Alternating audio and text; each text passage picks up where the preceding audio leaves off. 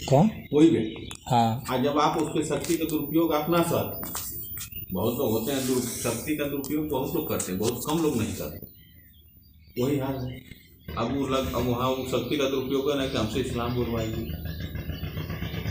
जो चीज़ नहीं है वो बुलवाना तो ही हो गया कि हमको खरीद लिया। हाँ क्या जैसे अब आपके हम पिट्ठू हो गए, जो कहिए वो बोल। हाँ विवेकानंद तो को वो तो मेरी आदत रही है। हालांकि वे लोग भी जानते रहे इस बात को कि ये तो अपने बोली के कारण ही जेल भी गया। हाँ इसी कारण तो ये तो मानेंगे है नहीं। फिर भी उन लोगों ने मतलब ऐसा सोचा कि उन लोगों ने सोचा कि भाई बोलेंगे ठीक ही बोलेंगे। हालांकि मैं ठीक ही बोला था, कोई गलत नहीं बोला था। विवेकानंद ने ही उस विषय पर जो भी कहा है, ईसाइयों के विषय में वह बोला, और मुसलमानों के विषय में जो बोला है वह बोला।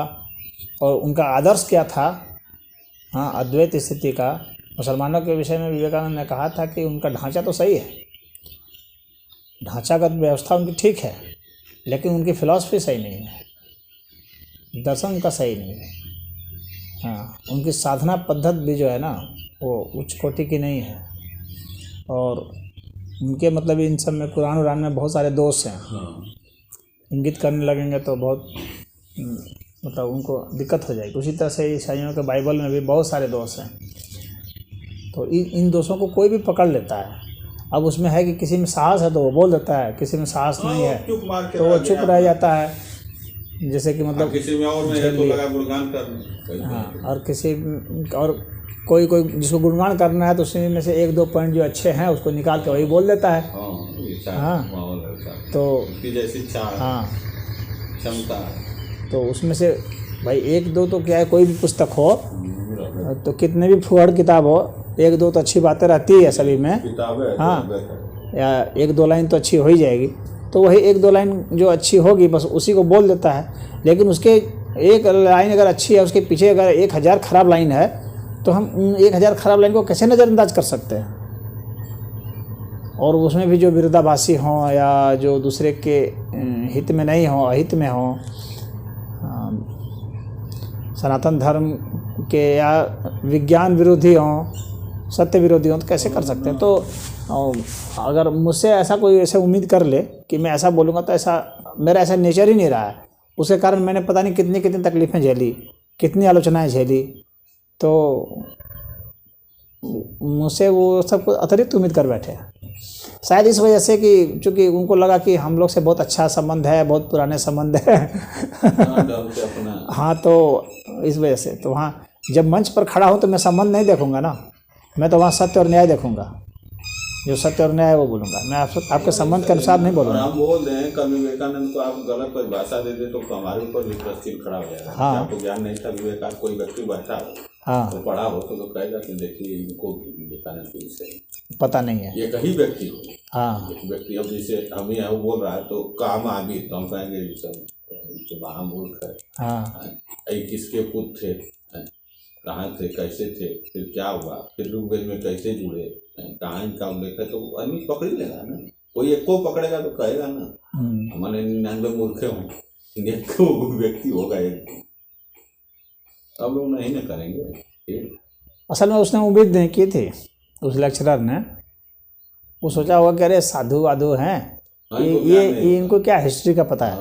हाँ तो वैसे इसी तरह से वो बोल रहा सबको हम उड़ा रहे हैं। सबों की हिम्मत नहीं। हाँ तो बोला कि ये सब साधु वगैरह हैं, ये क्या जानते हो। तो इसीलिए वो इस तरह की बात वो बोल गया। जब मैंने उसके हिस्ट्री में सारे दोस्त निकालने शुरू किए और मैंने सिद्ध कर दिया कि आप हिस्ट्री के लेक्चरर हो कैसे गए। आपको हिस्ट्री, हाँ हिस्ट्री का लेक्चरर था, हिस्ट्री का आपको बोध ही नहीं है। एक लड़का था बीटी सीखता था, पंडित जी कहेंगे तुम पढ़ोगे, देखा हुई हमसे ना पढ़ पाई, बात समझा ना हम पढ़ा पाए।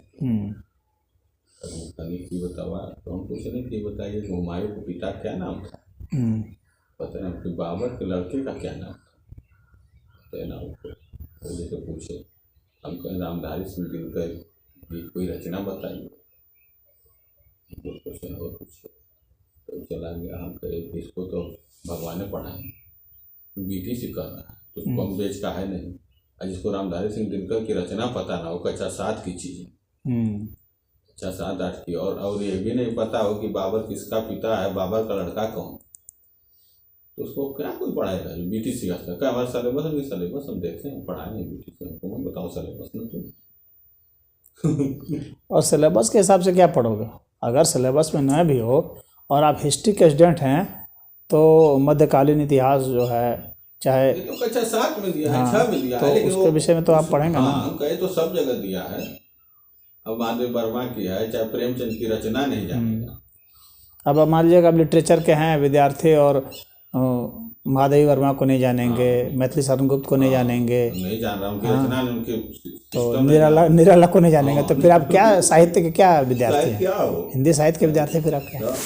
अब कर्ण और भगवान में क्या संवाद हो रहा है, कुंती कर्ण में क्या संवाद हो रहा है? जो साहित्य का विद्यार्थी नहीं है उसके लिए विषय में तो भाई क्षम्य है कि भाई वो भाई उसका विद्यार्थी नहीं है तो वो नहीं जानता है, बात अलग है। लेकिन रचना तो पढ़ा है, तो रचना तो जानेगा। जैसे 8, 9, 10 में पढ़ा है हिंदी, तो रचना तो उसको जानना, प्रेमचंद की रचना तक तो जानना है। अब प्रेमचंद के विषय में तो खैर जो भी व्यक्ति मैट्रिक भी किया है तो उतना तो जानता रहता है। रामनारायण सिंह दिनकर की रचना, इनका महादेव वर्मा की रचना है, सबको गिलहरी का कैसे कर रहे हैं, क्या कर रहे हैं, उसमें है।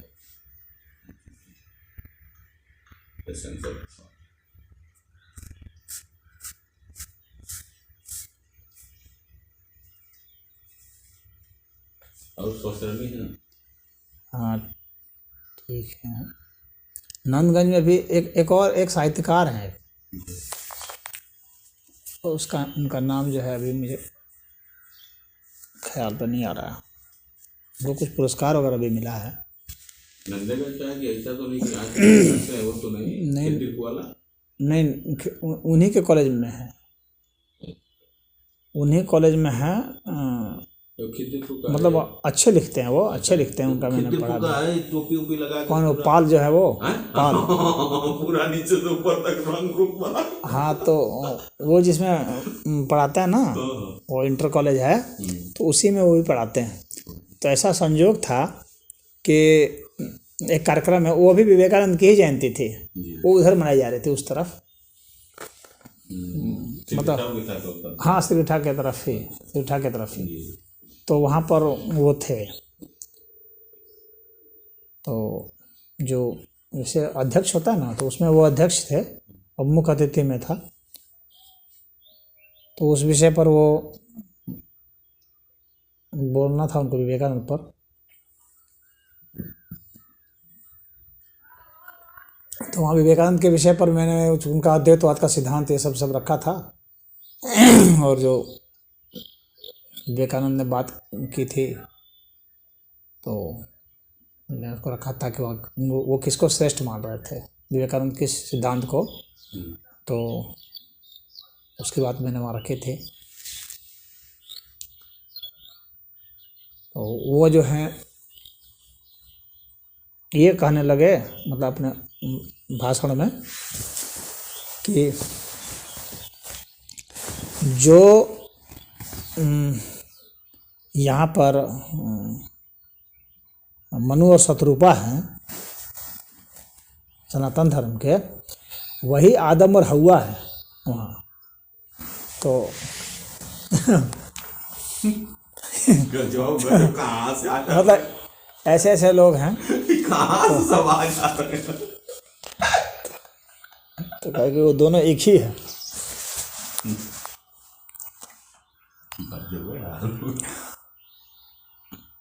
और मैंने कहा कि आप लोगों को शायद पता नहीं है कि यहाँ पर सनातन धर्म में एक नहीं 14 मनु का जिक्र है, और यहाँ मनवंतर का जिक्र है, हर मनवंतर में आते हैं। हाँ, तो और वहाँ पर जो आदम और हव्वा का जिक्र है उसकी कहानी कुछ दूसरी है।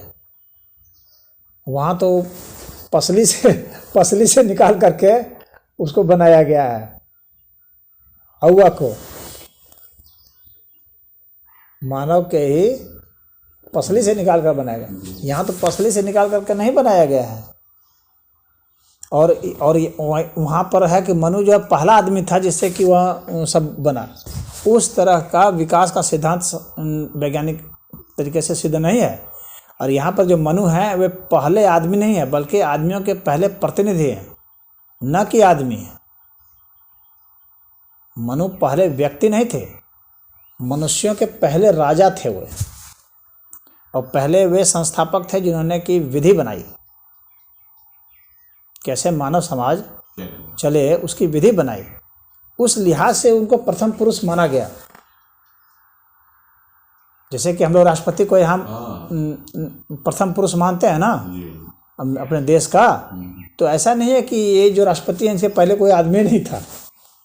तो उसी तरह से यहाँ जो मनु को माना गया है, तो मनु कोई ऐसा नहीं है कि वो पहली बार जन्मा उससे ही सारी प्रजाएं हुई, सब लोग जन्मे, ऐसा नहीं है।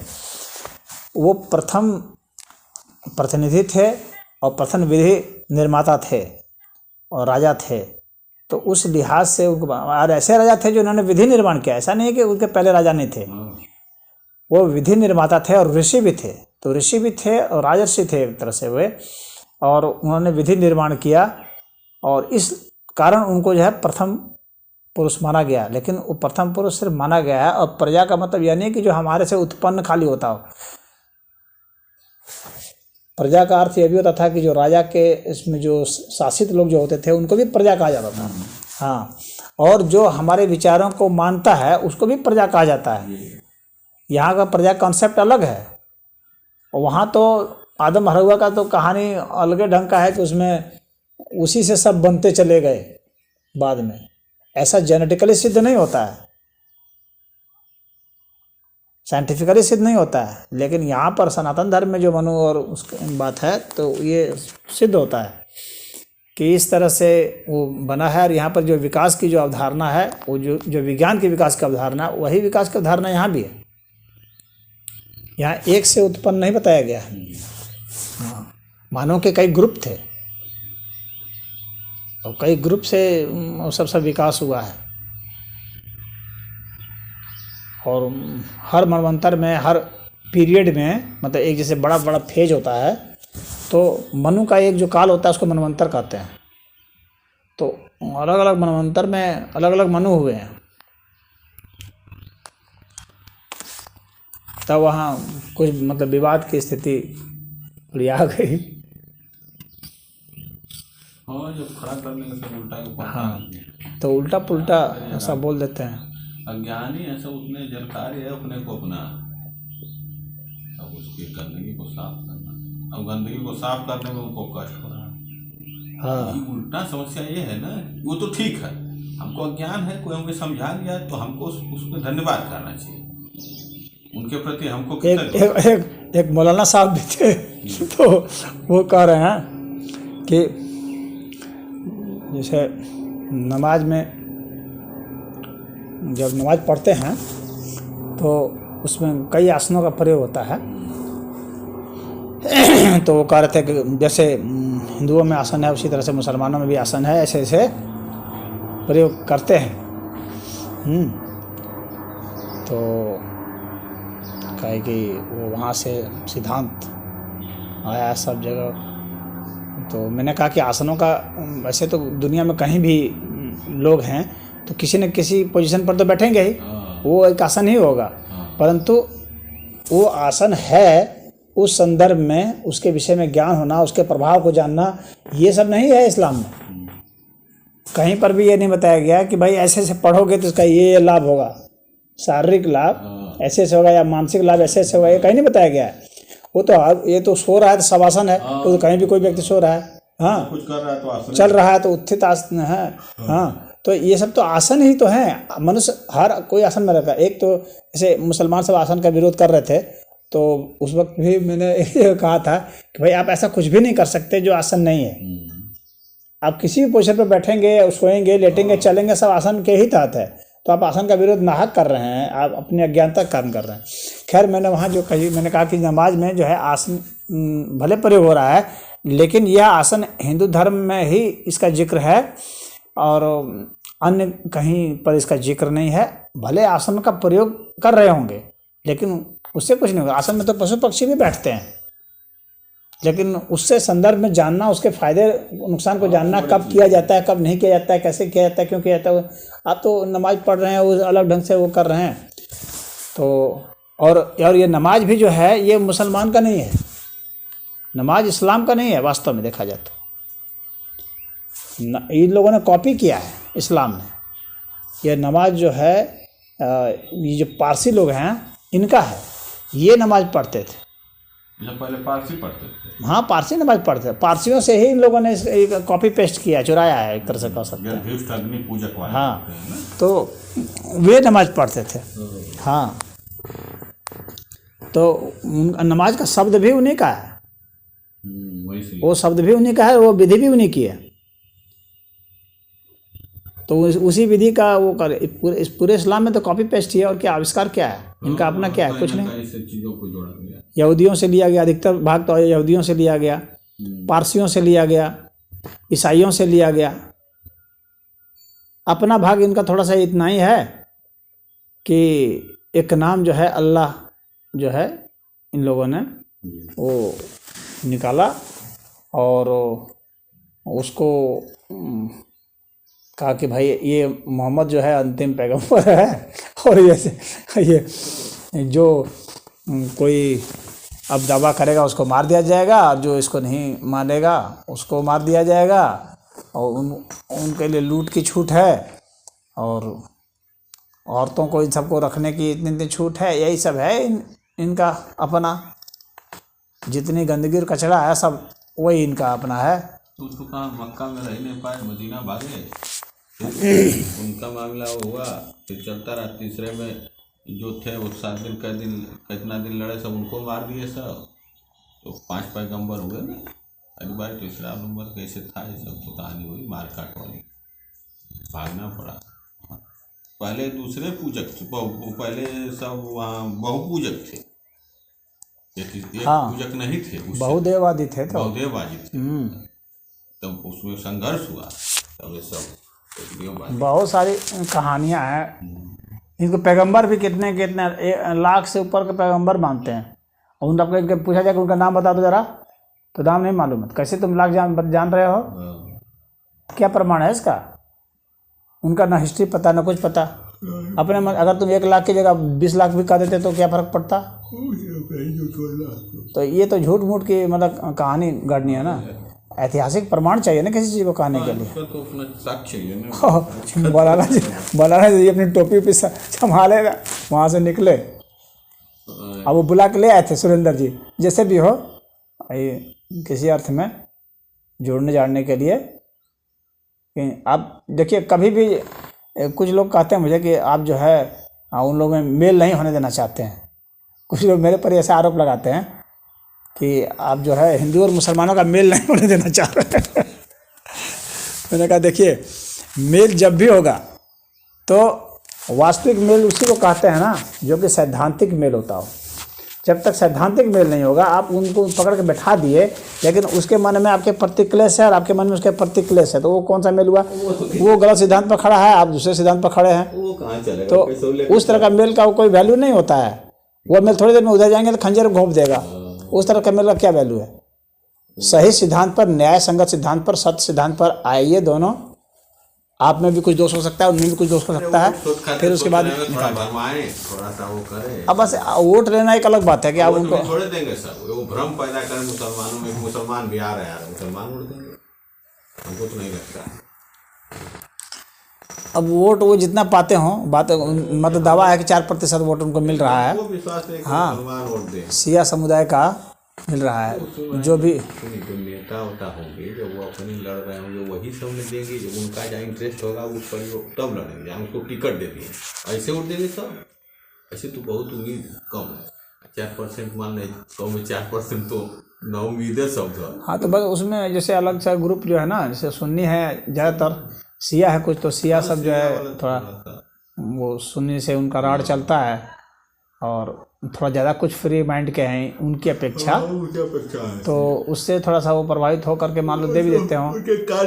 चाहे 3 तलाक मुद्दा पर मान लीजिए कि कुछ मुस्लिम औरतें थोड़ी बहुत दे दी हों। हाँ, कुछ दे, लड़कियां जो नई जनरेशन है, नई जनरेशन है कुछ जो फ्री थोड़ा सोचती हैं, तो उस तरह के कुछ लोग हल्का फुल्का दे सकते हैं। वही दे खैर सकते वो एक अलग वो मैटर ही अलग है, महिला मुद्दा ही अलग है वो। वो तलाक में अलग हुई होगी, फ्री हुई होगी, या उसमें वो क्या होता है उन सबों का एक भी तो सुने। तलाक के बाद एक होता है, फिर दूसरे से संभोग कराइए, फिर तब शादी होगा, हलाला वाला। हलाला। हाँ, ये तो पूरे लीला हो गया। अरे एक बार वो हलाला करेगा तो हर बार हलाले न होगा। जब हलाला हो गया तो ऐसा तो है नहीं कि आदमी मान जाएगा। कितने बूढ़े बूढ़े ऐसे हैं कि छोड़ते ही नहीं है, उससे हलाला करने के लिए वो कर दिए तब वो तलाक देता ही नहीं है। अच्छा, वो फिर वो नहीं देगा, तब फिर वो अटक गए फिर आप वहाँ। अच्छा, वो जब तलाक नहीं कहेगा तब वहाँ से फिर नहीं, वहाँ से छुट्टी जब बुढ़ा सोचेगा अरे हमको जवान लड़की मिल गई अब क्यों छोड़े। यो समस्या है का? बहुत भारी समस्या है, तो वो छोड़ता ही नहीं है फिर। अच्छा, ये अब यो है तो वो कहेगा कि हम इतना रुपया दो तब छोड़ेंगे, तो वो बहुत पैसा ले लेता है तब फिर जाके छोड़ता है। या जब तक उसका मन नहीं भरा उससे तब तक उसके साथ भोग करेगा। अच्छा, वो बिना भोग किए नहीं हो सकता? नहीं नहीं, ऐसा नहीं कि कह दिया कि हो गया तो मान दिया। नहीं ऐसे कैसे होगा। संभोग करेगा तब भी ऐसे नहीं माना जाएगा। जवानी नहीं कि कह दिया कि नहीं कर लिए तब नहीं चलेगा। तो बहुत गंदगी है। लड़कियों का मन करेगा, हर चीज़ ही में वहाँ गंदगी है, जान लेना। लड़कियों को मन करेगा ये भी भैया तो चल जाएगा बुढ़वा के। एक उदाहरण है, जवाने हो उसको भी पैसा मिलेगा, वो भी कहेगा आ जाओ, ये भी कहेगा जाओ, कहेगा भाई। अब इसमें कौन बंदिश है? कोई बंदिश नहीं है। क्या ना, हम सबों का शादी ब्याह भी जो है फूफा फूफा मौसा मौसा। औरतों की सहमति इस्लाम में अनिवार्य नहीं मानी गई है, ली ही नहीं जाती है। पूरे कुरान में देख लो, मैंने कुरान पढ़ी है, उस पर लिखा है तो सहमति का कहीं कोई जिक्र नहीं है। उनकी सहमति कोई अनिवार्य, आप चाहे तो रेप भी कर सकते हैं, क्या कोई मतलब नहीं, कोई नहीं। स्त्रियों का कोई मत ही नहीं है वहाँ, कोई वो बी ग्रेड है वहाँ पे, बी ग्रेड है वे। वो इक्वलिटी का दावा नहीं कर सकते, संपत्ति के अधिकार में भी नहीं और ऐसे भी नहीं। तो ये है। सरकार तो बड़ा उन समूह के लिए किया, बीजेपी सरकार तो उनकी सरकार नहीं थी उसके बाद। अब संपत्ति का अधिकार में उन लोग को बराबर दे दें, हर चीज़ में बराबरी कर दें, तब माना जाएगा कि हम लोग का जो संविधान है उसने कुछ न्याय किया। वो सब का अपना तो कानून, लेकिन वो तो उनका अपना शरीयत है ना भाई, तो मुस्लिम पर्सनल लॉ है ना। वो यहाँ देश अलग है, उनका कानून। अब ये मुस्लिम पर्सनल लॉ क्यों बनाए जब संविधान बना ही रहे थे? तो सवाल ये उठता है। तो कई जगह समझौते हुए हैं ना, हम लोग के देश में बहुत उपद्रव हुआ है, कई जगह समझौते हुए हैं, कहीं छूट दी गई है। ये सब नेहरू जो है ना, इन लोगों ने बहुत उपद्रव मचाया है। कैसे हम वोट लें, किस तरह से खुश रखें, इसकी न्याय के ऊपर आधारित होकर के संविधान नहीं बनाया। अन्यथा मुस्लिम पर्सनल वो लॉ बनाने की क्या ज़रूरत थी? लोग अम्बेडकर की बात करते हैं, अम्बेडकर ने बड़ा बढ़िया रचा। ये क्या बढ़िया रचा? हो सकता है अम्बेडकर की कुछ मजबूरी रही हो, हाँ, लेकिन उसको उसमें आवाज़ तो उठानी चाहिए थी कि हम इस तरह का नहीं बनाएंगे, यहाँ एक लॉ बनेगा सबके लिए, चाहे जो भी हो। संविधान एक रहेगा, क्यों तुम्हारे लिए अलग कानून बनेगा जी? बहुत गंदगी भारत का जब यहाँ भारत, इसीलिए भारतीयता नहीं विकसित हो पाती है। अगर आप देश को सर्वोपरि मानते हैं, संविधान को सर्वोपरि मानते हैं, तो संविधान में ऐसा नियम होता है कि सबके लिए एक कानून नियम होता है, तो वो माना जाता है कि हाँ सही संविधान है। अब संविधान में ही पक्षपात है, तो फिर तो लोग संविधान को गाली देंगे ना। हाँ, चाहे किसी आधार पर संविधान में पक्षपात हो। एक तरह का पक्षपात नहीं, कई तरह के पक्षपात हैं। अगर संविधान को अगर हम देखें तो एक पक्षपात नहीं, कई प्रकार के पक्षपात हैं। अब जज ने, सुप्रीम कोर्ट ने फैसला दे दिया कि अमुक व्यक्ति ने अमुक का मर्डर किया है तो इसको फांसी दी जाएगी। फिर राष्ट्रपति कौन होता है बोलने वाला कि नहीं इसको हम माफ़ कर देते हैं या इसकी सज़ा कम कर देते हैं? तो ये तो जो न्याय का जो नियम है, न्याय का नियम की ही अवहेलना हो रही है। यहाँ न्याय की हत्या हो रही है एक तरह से। कि अपना व्यक्ति है तो हाँ, तो अपने व्यक्ति को अधिकार दिया गया कि कैसे अगर हम लोग अगर फंस जाएंगे कभी तो कैसे बचेंगे। इसके लिए जो है राष्ट्रपति को अधिकार दे दिया गया, राज्यपाल को, ये सब अतिरिक्त अधिकार सब दे दिए गए हैं। बड़े बड़े आदमी अपने किस तरह से बचें उसके लिए। तो संविधान में बहुत पक्षपात है, बहुत तरह के, हर स्तर पर पक्षपात में देखता हूँ। कहीं रीजन के प्रति पक्षपात है, अमुक रीजन में कुछ ज़्यादा डेवलपमेंट का पैसा दिया जाएगा, अमुक जगह नहीं दिया जाएगा। तो कहीं जाति के नाम पर जातवाद की बात करते हैं। अम्बेडकर ने ये सोचा ही नहीं था कि जो हम दे रहे हैं या कि इसका परिणाम ये होगा कि ये जात ये हटेगी नहीं, जात कभी जात व्यवस्था हटेगी नहीं। आप ठीक है, जो कमज़ोर जाति थे उसको आप दे रहे थे, कमज़ोर जाति के बजाय आप कमज़ोर लोगों को देते तो जात भी हट जाती और कमजोरी भी हट जाती। व्यक्ति को देते, हाँ, जहाँ व्यक्ति कमजोर है वहाँ तब अम्बेडकर की महानता होती। लेकिन वो उससे वो ग्रस्त थे अम्बेडकर जातिवाद से, और वो अपने लोगों को देख रहे थे कि भाई हमारी जाति के लोग हमारे से दलित लोग जो हैं वैसे पिछड़े में ज्ञान उतना नहीं गया कि वो नहीं सोच पाया कि हम इसी के नाम पर जब हम देंगे आरक्षण या कोई भी सुविधा तो कब से ये जाति कंटिन्यू रह जाएगी।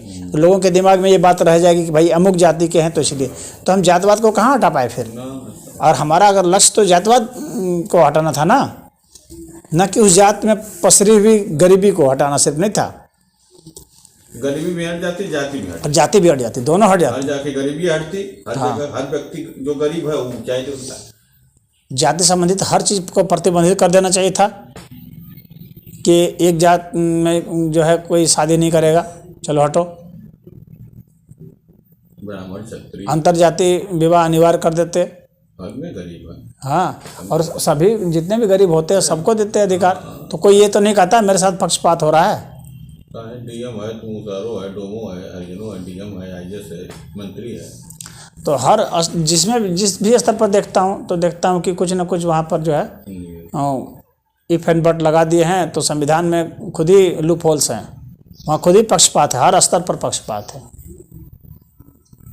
अब शिक्षा के स्तर पर देख लो, अब कितने क्रिश्चियन स्कूल्स हैं, वे अपने वो पढ़ा सकते हैं, बाइबल पढ़ा सकते हैं। ये मदरसा वाले हैं वो अपना कुरान पढ़ा सकते हैं। तो हिंदू वाले सब गीता और वेद क्यों नहीं पढ़ा सकते जी? इनके लिए नहीं। हाँ, अच्छा, उनको जो है आप फीस अपना मनमाना रखते हैं, उनके ऊपर किसी प्रकार का कोई प्रतिबंध आप नहीं लगा सकते। 29-30 उनको दिया, मनमाना फीस लगा सकते हैं। 29-30 अनुच्छेद दे दिया। हाँ, तो फिर वहाँ पर पक्षपात नियुक्ति करना है, अपने नियुक्ति करना है, अपना सिलेबस रखना है, अपने किताब चलाना है, सब अपने हिसाब से, पैसा सरकार से।